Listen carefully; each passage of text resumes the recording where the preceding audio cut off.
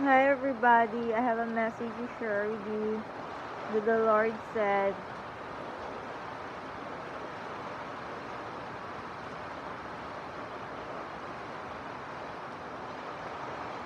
do not be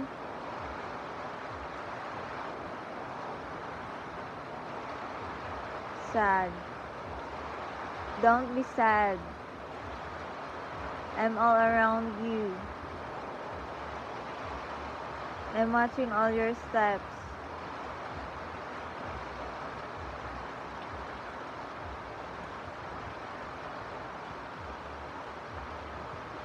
Please wait for my promises. There is a fulfillment to it. Some of you are tired on waiting, but I want you to wait for more.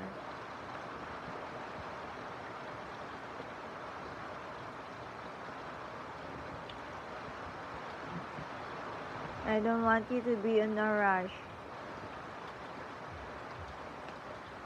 Please give me an extra time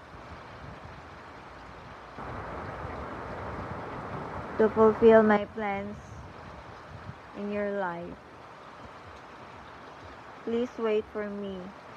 Wait for a moment.